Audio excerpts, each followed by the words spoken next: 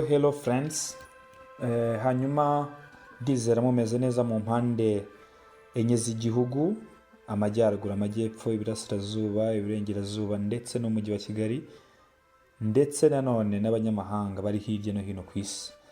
Mukomeje gukurikirana ibikorwa bya Fiacre Technology cyangwa se IT Fiacre. Nkomeje kubashimira. Hanyuma uyu munsi tugiye kurebera hamwe ese uramutse ufite imibare yanditse utazi uburyo yandikwa mu cyongereza cyangwa se mu magambo ariko y'icyongereza, nk'umwana ukubajije cyangwa se udafite internet arimo nk'umubare ukugora cyane cyane nk'ababyeyi, ashobora kuba yarize muri francophonie ariko uyu munsi wa none benshi baranakizi cyane, uburyo wafata umubare ufite muri Word ukabasha kuwushyira mu magambo. Ubigenza uti? Dufite ingero, iyi mibare iri mu nyuguti zitukura niyo tugiye gukorera mu gushyira mu magambo. Aha iri mu nyuguti z'umukara niyo tugiye gukoreraho. Ziriya ni ingero ariko tugiye gukora practice kuri iyi mibare iri munsi hano. Twagiye, mukurikire. Uraza ugaselectinga uwo mubare wamaze kwiyandikira kuri keyboard yawe, ukawuselectinga. Iyo urangije ukanda kuri buto kuri keyboard yitwa control, ukongeraho na buto yitwa F9. Utabirekuye ukanda control ukayikomeza ugakanda no kuri F9. Nibyo ngiye gukora, control F9. Murabona ko hahise hazamo utu tuntu tumeze nka parenthèse cyangwa se nka braces mu mibare ababizi murabizi.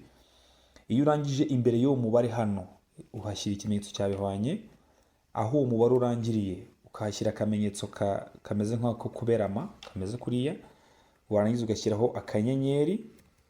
Iyo usoje wandika ijambo ngo card text. Iyo usoje ukora right click muri ibyo wanditse hano, ukajya ahantu handitse ngo update field. Uhita ubasha kubona iryo jambo mu magambo 345 n'uburyo byandikwa neza. Ngiye kubereka uburyo uyu mubare wo hasi turabigenza kugira ngo tubibafate neza. Urawuselectinga ukande kuri F9, imbere ya bihwanye, imbere y'uwo mubare uhashyira ikimenyetso cya bihwanye. Aho uwo mubare urangirira ukahashyira akamenyetso kaberamye, wamara kukahashyira ugashyiraho akanyenyeri, ukandika ijambo ngo card text bifatanye. Iyo usoje ukora right click muri ibyo wandikaga, ukajya ahantu handitse ngo update field.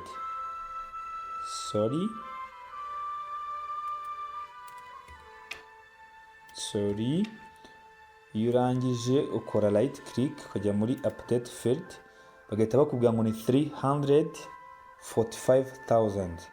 Ugahita ubasha kumenya uburyo uwo mubare wawe wabikora, ubasha kuwubona mu magambo. Reka dushyireho urundi rugero, reka dushyireho nka 980.